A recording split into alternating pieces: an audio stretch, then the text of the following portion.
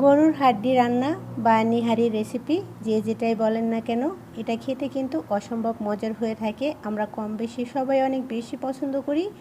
আর এই পছন্দনীয় খাবারটাকে আজ আমি খুবই সিম্পল, খুবই সাধারণভাবে এবং ঘরোয়া মশলা উপকরণ দিয়েই তৈরি করেছি। আশা করছি আমার আজকের রেসিপিও আপনাদের খুব ভালো লাগবে। আমার রেসিপিগুলো যদি আপনাদের কোনো অংশ একটু ভালো লাগে, প্লিজ আমার চ্যানেলটা সাবস্ক্রাইব করে ছোট্ট চ্যানেলটার পাশেই থাকবেন। সরাসরি রেসিপিতে চলে যাচ্ছি। এখানে আমি 2 কিলো গরুর হাড্ডি নিয়েছি, আর হাড্ডিগুলোকে একটু বড় বড় টুকরো করেই কাটা। আর এগুলো আসলে ফ্রোজেন হাড্ডি না, মোটামুটি আমরা যারা বাইরে থাকি সবাই ফ্রোজেন গরুর হাড্ডিগুলাই বেশি ব্যবহার করে থাকি বা রান্না করে থাকি। তবে আজকের যে হাড্ডিগুলো আমি নিয়েছি এগুলো আসলে ফ্রোজেন না, এগুলো আসলে আমি বাজার থেকে সরাসরি গরুর মাংস থেকেই নিয়ে আসা। তো সেগুলোকে আজ আমি রান্না করব। তো রান্না করার জন্য চুলায় একটা প্যানে সামান্য পরিমাণ রান্নার রেগুলার তেল দিয়ে দিয়েছি, আর দিলাম 1 কাপ পেঁয়াজ কুচি। সাথে অ্যাড করছি কিছু গোটা মশলা। গোটা মশলার মধ্যে আছে এলাচ, দারচিনি, তেজপাতা, লং, আর আছে কালো গোলমরিচ। তবে আমি কিন্তু আগেই বলেছি আমি ঘরোয়া মশলা দিয়ে রান্না করব, এক্সট্রা কোনো মশলা আমি ব্যবহার করব না। আর এর সাথে শুধু আমি একটা জয়ফলের অর্ধেকটা ব্যবহার করব, সেটা পরে ব্যবহার করব। তো এগুলোকে হালকা একটু ভেজে নিচ্ছি, যতক্ষণ পর্যন্ত না পেঁয়াজের কাঁচা গন্ধটা থাকে ততক্ষণ ভেজে নিব। খুব বেশি আমি এটাকে ভাজবো না। এখন অ্যাড করছি 2 টেবিল চামচ পরিমাণ আদা রসুন বাটা। প্রতি 1 কেজি হাড্ডির জন্য আমি উঁচু করে 1 টেবিল চামচ পরিমাণ ব্যবহার করছি। তো 2 কেজির জন্য আমি 2 টেবিল চামচ পরিমাণ আদা রসুন ব্যবহার করলাম। আর এখানে নিয়েছি গুঁড়া মশলা। গুঁড়া মশলার ভিতরে আছে ধনে গুঁড়া, জিরা গুঁড়া, আছে হলুদ গুঁড়া ও লাল মরিচের গুঁড়া, আর সাথে আছে স্বাদ মতো লবণ। তবে লবণের পরিমাণটা অবশ্যই প্রথম অবস্থায় কমিয়ে দিতে হবে, কারণ হাড্ডিগুলো একটা সময় কিন্তু পানি শুকিয়ে পরিমাণে কম চলে আসে, তখন কিন্তু লবণের পরিমাণটা বেশি হয়ে যায়।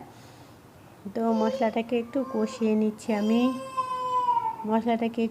নিচ্ছি খুব বেশিও মশলাটাকে কষানোর প্রয়োজন নাই। আর আমি কিন্তু 2 কেজি হাড্ডির জন্য মশলার পরিমাণটা খুব বেশি নিইনি, মশলার পরিমাণটাও খুবই কম নিয়েছি, কারণ নিহারিতে মশলার পরিমাণ হলে আমার কাছে খেতে ভালো লাগে না। আমি সবসময় নিহারিতে বা গরুর হাড্ডি রান্না করলে মশলার পরিমাণটা একটু কমই ব্যবহার করে থাকি, এমনিতেই এটা আস্তে আস্তে ঘন হতে থাকে। তো মশলাটা কষিয়ে নেওয়া হয়ে গেছে। এখন এখানে অ্যাড করে দিচ্ছি হাড্ডিগুলা। আর দেখে বুঝতে পারছেন হাড্ডিগুলো একদমই ন্যাচারাল, যেটা একদম কচি গরুর হাড় থেকে নেওয়া। তো এই জন্য আরও খেতে বেশি মজা হয়েছিল এটা। এখন এটাকে একটু কষিয়ে নিচ্ছি। এতক্ষণ পর্যন্ত যারা আমার ভিডিওটা দেখেছেন এখনও পর্যন্ত একটা লাইক দেননি, প্লিজ কষ্ট করে একটা লাইক দিয়ে ছোট্ট চ্যানেলটার পাশেই থাকেন। তো হাড্ডিগুলোকে এখন আমি ঢেকে দিব 15 মিনিটের জন্য। 15 মিনিট পরে আমি ঢাকনাটাকে খুলে নিচ্ছি, আর কিছুটা পানি বের হয়েছে, আর এটা দিয়ে আমি আরও কিছুটা সময় একটু কষিয়ে নিয়ে এখন এখানে অ্যাড করে দিলাম একটা জয়ফলের অর্ধেকটা। এতে করে হাড্ডিগুলো খুব দ্রুত সিদ্ধ হয়ে যাবে। আর আপনাদের কাছে যদি হাতের কাছে খোসাসহ কাঁচা পেঁপে বাটা থাকে তাহলে কিন্তু 1 চা চামচ পরিমাণ দিয়ে দিতে পারেন, তাতে করেও হাড্ডিগুলো খুব দ্রুতই সিদ্ধ হয়ে যায়। তো আরও কিছুটা সময় একটু কষিয়ে নিয়ে এখন অ্যাড করে দিচ্ছি পানি। আমি এখানে 6 লিটার পানি ব্যবহার করেছি টোটাল 2 কেজি হাড্ডির জন্য। আর এতে করেই হাড্ডিগুলা হাড্ডির ভিতরের মাংসগুলো খুব সুন্দরভাবে আমার সিদ্ধ হয়ে গেছে। তো আমার কাছে মনে হচ্ছে আমার প্যানটা বা হাঁড়িটা ছোট হয়ে গেছে। তো এটাকে আমি একটু ট্রান্সফার করে বড় পাতিলে নিয়ে নিব, যেহেতু এটা বলক আসলে একদমই পড়ে যাবে। তো এগুলাকে এখন আমি অন্য পাত্রে বড় একটা পাতিলে আমি ট্রান্সফার করে নিয়েছি। এখন এটাকে আমি মিডিয়াম টু লো হিটে রেখে পুরো 3 থেকে 4 ঘন্টার জন্য জাল করব। আর 3-4 ঘন্টা জাল করলে এটা রান্না সম্পূর্ণ কমপ্লিট হবে আর হাড্ডিগুলো খুব সুন্দরভাবে সিদ্ধ হবে। এখানে পুরোপুরি আমি 3 ঘন্টা পরে ফিরে এসেছি। 3 ঘন্টা পরে দেখতেই পাচ্ছেন এখান থেকে কিন্তু অনেকটাই ঝোল শুকিয়ে গাঢ় হয়ে গেছে। এটা আরও গাঢ় হবে, আরও প্রায় আমি আধা ঘন্টার মতো এটাকে জাল করব। আর এটা এমনিতেই অনেকটা সিদ্ধ হয়ে গেছে 3 ঘন্টা জাল করার কারণে। তো এখন এটাকে আমি আরও আধা ঘন্টার মতো এটাকে জাল করব। তো এভাবেই ডিমা জালে রেখে হাড্ডিগুলোকে আমি জাল করেছি, তো করে খুব সুন্দরভাবে সিদ্ধ হয়েছে আর মশলাগুলো একদম খুব সুন্দরভাবে সব জায়গাতে ছড়িয়ে গেছে। আর দেখতে মনে হচ্ছে কালারটা একটু অন্যরকম চলে এসেছে, বাট এটাকে এখন আমি বাগার দিব। বাগার দিলে এটার কালারটা অনেক সুন্দর চলে আসবে। অনেকে অবশ্যই নিহারিতে বা হাড্ডি রান্না করলে বাগার দেয় না, বাট আমি সবসময় এটা রান্না করলে বাগার দিয়ে রান্না করি। এতে করে খুব সুন্দর একটা কালার আসে আর খেতেও অসম্ভব মজার হয়।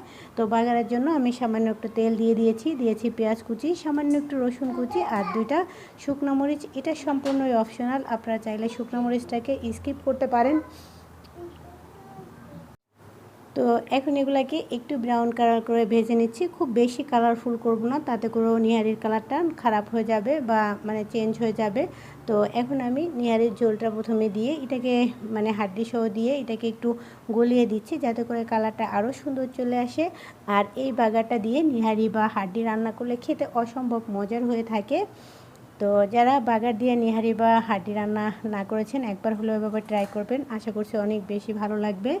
আর সাথে আমি এখানে উপর থেকে 1 চা চামচ পরিমাণ এলাচ ও জিরার গুঁড়া দিয়ে দিচ্ছি। আর অবশ্যই এটা টালা এলাচ এবং জিরার গুঁড়া দিয়ে দিচ্ছি। এখন লো হিটে রেখে আমি এটাকে আরও 5 থেকে 7 মিনিটের মতো রান্না করব।